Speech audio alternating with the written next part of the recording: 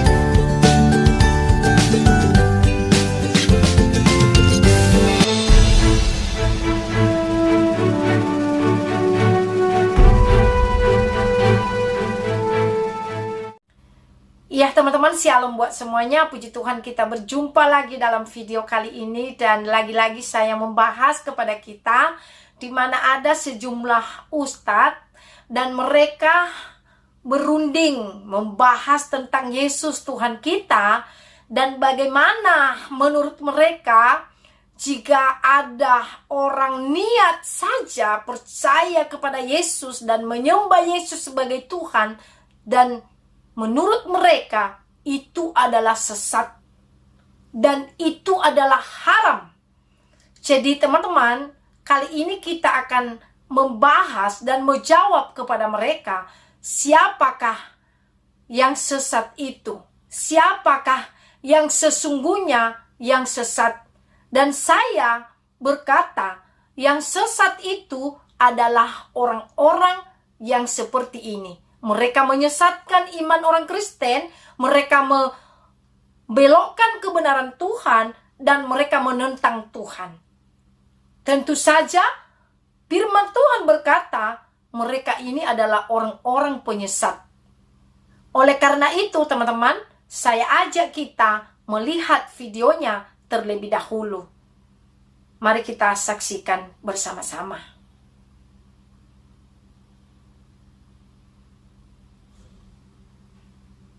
Kalau orang tuh nyembah Nabi Isa yang kelihatan sifat Allah, dia muwahhid. Dia dihisapnya aman. Tar. Jadi nanti kan Nasrani ini kan dihisap nih. Apa yang dilihat pada Nabi Isa?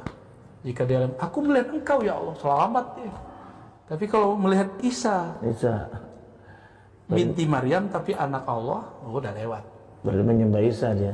Nyembah Isa enggak? Bisa dia. Nabi Isa katanya, dia ini niat nyembah jisimnya Nabi Isa, maka hukumnya kufur. Tapi, ini yang sesatnya ya, tapi kalau dia ini menyembah Nabi Isa dan meyakini bahwa di dalam tubuh Nabi Isa ada sifat-sifat Allah, maka tidak kufur. Kata keyakinan ini kan sesat. Ya dah?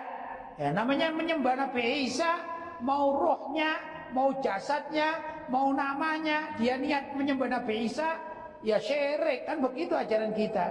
Jelas. Tapi sekarang ada aliran atau ajaran sesat. Ini masalah akidah. Jangan sampai kita salah. Apa ini dikatakan?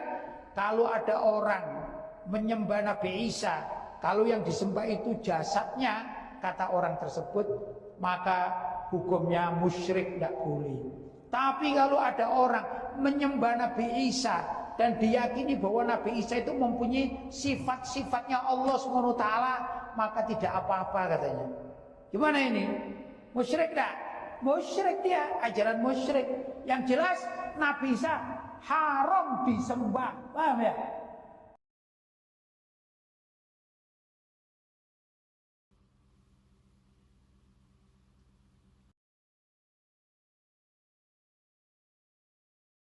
Itu dia teman-teman, lengkap mereka buat. Bagaimana kalau menyembah kepada Nabi Isa, apalagi kalau kita meyakini ada sifat Tuhan di dalam Isa, maka menurut mereka itu adalah haram, sesat. Begitu menurut mereka, teman-teman. Nah, ini saya katakan mereka yang sesat, bukan orang-orang yang menyembah kepada Yesus. Ya, justru mereka yang sesat itu, teman-teman, menurut ukuran kebenaran firman Tuhan. Dan tentu saja kita percayai apa kata firman Tuhan. Jadi sangat kasihan ya. Sungguh saya secara pribadi kasihan banget melihat orang-orang yang sesat seperti itu. Jadi bukan orang Kristen atau orang Nasrani yang menyembah Yesus yang sesat atau yang haram. Tetapi yang sesat itu adalah orang-orang yang menyesatkan kebenaran-kebenaran Tuhan. Kata firman Tuhan. Jadi sungguh luar biasa mereka menyesatkan iman orang Kristen dan menentang Tuhan sebenarnya, teman-teman. Tetapi bagaimanapun usaha mereka sebenarnya menyesatkan orang percaya, karena firman Tuhan berkata, Tuhan sudah menentukan, ya, dan sudah menjamin orang-orang percaya itu tidak akan bisa mereka rusak, teman-teman. Jika dia berasal dari Tuhan, tentu saja bapaknya adalah Tuhan Yesus. Tetapi ada juga yang berasal dari si jahat ya. Ada firman Tuhan berkata seperti itu. Dan dia bukan berasal dari Allah. Jadi itu aja, simple aja kalau menurut saya secara pribadi menangkapi orang-orang yang sesat seperti ini, menyesatkan firman Tuhan. Mereka membahas Alkitab, mereka membahas orang Kristen atau Nasrani, tetapi mereka tidak memahami kebenaran firman Tuhan. Jadi sungguh kasihan, saya ulangi perkataan ini, sangat kasihan melihat orang-orang seperti ini, teman-teman. Jelas firman Tuhan berkata, orang yang percaya itu akan diselamatkan Tuhan. Tetapi orang yang tidak percaya itu sesat, akan dihukum. Itu kata firman Tuhan. Dan sangat kasihan mereka melakukan hal ini.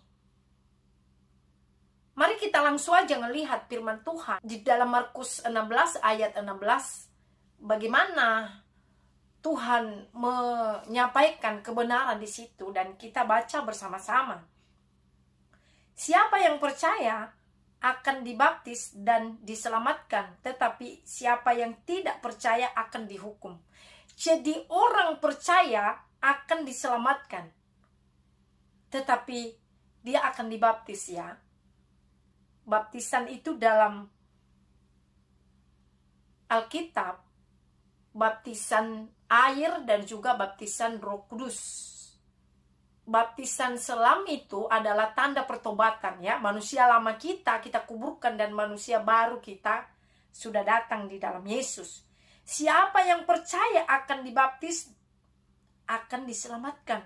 Tetapi siapa yang tidak percaya akan dihukum, kata firman Tuhan di dalam Markus 16 ayat 16. Jadi kalau dia berkata tadi, orang yang menyembah kepada Yesus itu sesat dan itu haram, itu kan menurut dia. Menurut kebenaran firman Tuhan tidak seperti itu. Nah, jadi teman-teman, jelas firman Tuhan berkata, orang yang percaya akan diselamatkan. Jadi justru di dalam Yesus ada jaminan kehidupan orang-orang yang mengikut dia. Di luar Yesus akan binasa. Kata firman Tuhan. Karena firman Tuhan berkata, akulah jalan dan akulah hidup, dan tidak ada sampai kepada Bapa kalau tidak melalui aku, kata Yesus. Dan jelas firman Tuhan itu. Dan berkali-kali saya berkata di dalam Yohanes 1 ayat 1, dan dia berkata, pada mulanya adalah firman, dan firman itu bersama-sama dengan Allah, dan firman itu telah menjadi manusia. Telah menjadi Yesus. Jadi jelas Kalau orang cerdas, tentu saja dia mengerti akan hal ini, teman-teman. Kalau orang yang mengerti dan orang yang sungguh-sungguh menyelidiki kebenaran firman Tuhan. Karena Yesus sebelum datang ke dunia ini, Roh Kudus sudah memberitahukan kedatangannya. Jadi tidak bermain-main dia untuk menyelamatkan umat-umatnya. Dan berkali-kali saya berkata dalam channel ini, tidak ada nabi lain yang seperti Yesus, yang sudah memberikan hidupnya, bahkan nyawanya, untuk menggantikan setiap orang yang percaya kepadanya. Tidak ada lagi di luar Yesus. Hanya Yesus. Hanya Yesus penyelamat dunia ini. Jadi siapa yang mau ke sorga harus ikut Yesus. Karena hanya Yesus yang berkata, akulah jalan dan tidak ada sampai kepada Bapa kalau tidak melalui aku.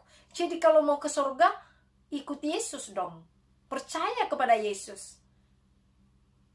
Mari kita baca kebenaran firman Tuhan di dalam Yohanes 14 ayat 6. Dan saya juga sudah berulang-ulang baca firman Tuhan ini di dalam video saya dalam channel TV Rekan Kristus ini, teman-teman. Mari kita baca bersama-sama. Kata Yesus kepadanya, akulah jalan dan kebenaran dan hidup. Tidak ada seorang pun yang datang kepada Bapa kalau tidak melalui aku, kata Yesus. Jadi tidak ada di luar Yesus. Hanya Yesus yang berani berkata seperti itu. Kenapa? Karena Yesus adalah terang dunia. Karena Yesus adalah firman itu. Karena Yesus adalah Injil itu. Karena Yesus adalah pemilik sorga. Karena Yesus adalah pemilik kehidupan yang kekal di sorga. Amin. Jadi itu dia kebenarannya, teman-teman. Jadi kalau para ustadz tadi berunding bagaimana mereka menyesatkan, membelokkan kebenaran Tuhan, itu ajaran sesat. Itu ajaran sesat. Itu mereka sedang menyesatkan kebenaran firman Tuhan. Memperkatakan kalau ada yang menyembah kepada Yesus adalah sesat dan haram dan lain sebagainya, teman-teman. Saya berkata berulang-ulang, itu adalah orang-orang yang menyesatkan kebenaran firman Tuhan. Tetapi yang sesungguhnya inilah Yesus berkata. Kenapa dia berani berkata seperti itu? Kenapa dia tidak berkata Nabi Musa jalan ke sorga, atau Adam manusia pertama? Yesus tidak berkata demikian, tetapi Yesus berkata, akulah jalan. Tidak ada sampai kepada Bapa kalau tidak melalui aku. Dan itu kupegang firman Tuhan itu. Kita pegang firman Tuhan itu. Karena itu firman Tuhan yang dapat menjamin kehidupan orang-orang percaya di dalam Yesus.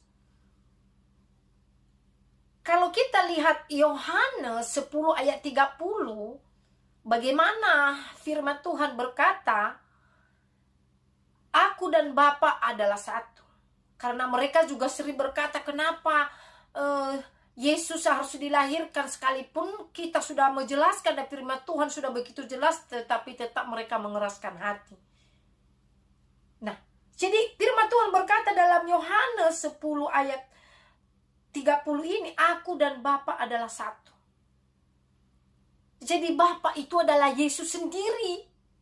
Kenapa dia disebut itu anak? Ketika dia datang menyelamatkan umat manusia dan keadaannya sebagai manusia, mengambil rupa. Kenapa sih harus manusia? Saya juga sering berkata sedemikian, teman-teman. Karena manusia diciptakan menurut gambarnya. Tak mungkin dia menjadi monyet. Tak mungkin dia menjadi burung. Tentu saja dia menjadi manusia karena yang mau diselamatkan Yesus itu adalah manusia. Jadi dia dan Bapa adalah satu. Tetapi siapa yang dapat mengerti hal ini? Hanya orang-orang yang sungguh-sungguh mengenal Tuhan secara pribadi. Karena bukan secara daging saja kita mengenal Tuhan itu. Kita harus mengenal Dia dalam roh. Dan kita harus membaca kebenaran Tuhan.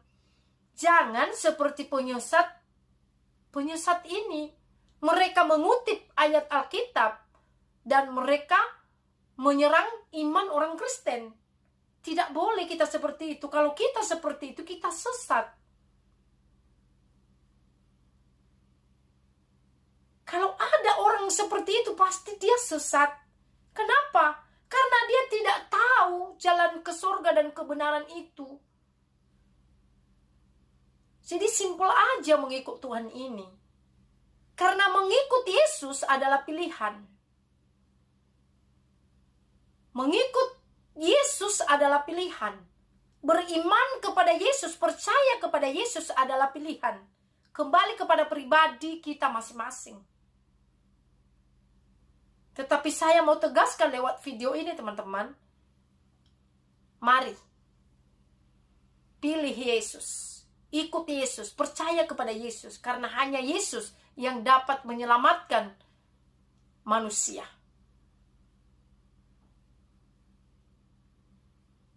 Kita berbicara hidup yang kekal ya. Bukan berbicara hidup badani. Tetapi kita bicara setelah kita meninggalkan dunia ini, kemana kita? Hanya Yesus tujuan hidup kita. Jadi firman Tuhan tidak akan pernah berubah dan tidak pernah bohong Tuhan. Masakah Tuhan berfirman tidak melakukan?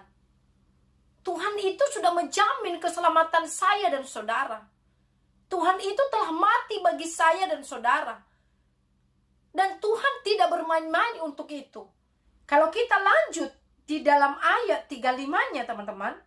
Di sini firman Tuhan berkata, kitab suci tidak dapat dibatalkan. Apa yang sudah diucapkan Tuhan, Tuhan pasti menggenapinya. Jadi kalau Tuhan sudah berfirman tadi, Ia berkata siapa yang percaya dan akan diselamatkan, dan itu jadi bagi orang percaya. Itu dijadikan Tuhan. Karena Tuhan tidak pernah bermain-main. Dan Tuhan tidak pernah gagal untuk melakukan apa yang sudah Dia katakan lewat firman-Nya. Saya ajak kita lanjutkan firman Tuhan di dalam Wahyu 22 ayat 13. Kita lihat firman Tuhan di sini. Bagaimana Tuhan berkata, aku adalah Alfa dan Omega, yang pertama dan yang terkemudian, dan yang awal dan yang akhir. Jadi sudah cukup firman Tuhan ini juga berkata, Yesus adalah Alfa dan Omega, yang terkemudian dan yang akhir. Jadi tidak ada yang perlu dibimbangkan lagi tentang Yesus. Tidak ada yang perlu dibimbangkan lagi tentang Nabi Isa. Cukup jelas apa kata kebenaran firman Tuhan. Kita lanjut di dalam Yesaya 44 ayat 6. Kita baca sama-sama ayat 6-nya. Beginilah firman Tuhan, Raja dan Penebus Israel, Tuhan semesta alam. Akulah yang terdahulu dan akulah yang terkemudian. Tidak ada Allah selain daripadaku. Ini Yesus berkata. Jadi Yesus adalah Tuhan semesta alam. Jadi Dia yang terdahulu, Dia yang dulu, Dia yang sekarang, dan Dia yang terkemudian, dan Dia yang akhir. Dan tidak ada Tuhan selain daripadanya. Apakah kurang jelas firman Tuhan ini? Cukup jelas firman Tuhan ini, teman-teman.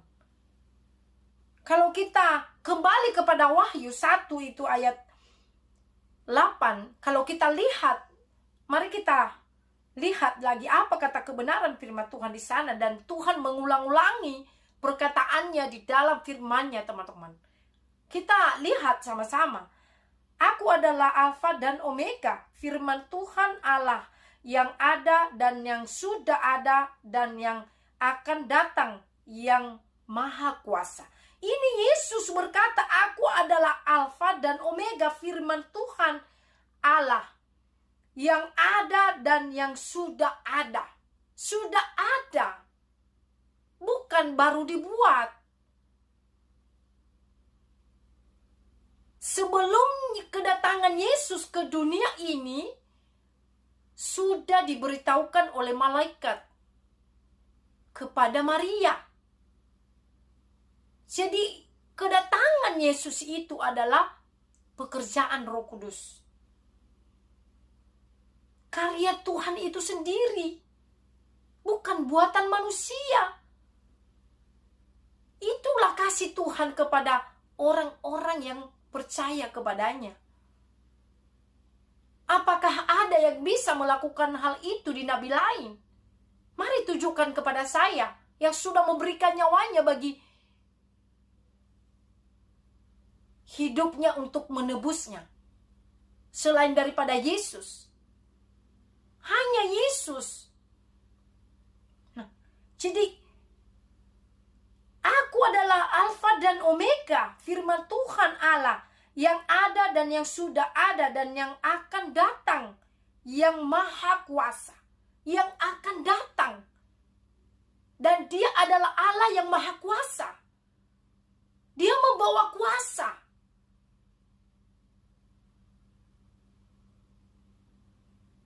Mengalahkan maut dan menyelamatkan umatnya. Jadi itulah yang ada di dalam Yesus, teman-teman. Saya secara pribadi sangat kasihan kepada orang-orang yang membahas kitab suci seperti itu, atau membahas iman orang Kristen seperti itu. Kasihan mereka pada akhirnya nanti, teman-teman. Dan ini yang selalu mereka pakai untuk merongrong orang Kristen, untuk menyesatkan iman orang Kristen, untuk menentang Tuhan orang Kristen. Sampai kapan mereka berhenti? Memang ada juga yang mengeraskan hati. Ya, salah satu kayak si Yudas. Bagaimana dia juga melihat Yesus seperti murid-murid yang lainnya, tetapi pada akhirnya dia juga tidak terselamat. Tetapi Alkitab mencatatkan Yudas akhirnya karena dia mengkhianati Yesus dan pada akhirnya dia bunuh diri. Dan kita sudah tahu bagaimana orang yang bunuh diri tidak masuk dalam kerajaan surga. Jadi itulah dia, teman-teman, yang saya bisa bagikan dalam video ini. Dan jangan mau disesatkan. Teruslah kita berpegang kepada Tuhan dan kepada iman kita di dalam Yesus. Dan kami juga menghimbau doa saudara untuk channel TV Rekan Kristus ini, agar TV Rekan Kristus ini menjadi berkat bagi banyak orang, teman-teman. Dan khususnya kebenaran-kebenaran Tuhan di dalam TV Rekan Kristus ini agar menjadi berkat dan mengubahkan hidup setiap orang yang menonton video ini, teman-teman ya. Dan ini kerinduan saya. Ini doa saya kepada Tuhan, agar Tuhan memberkati pelayanan dalam TV Rekan Kristus ini dan channel ini menjadi berkat bagi banyak orang.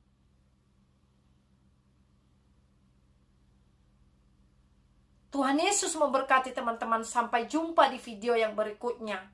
Shalom.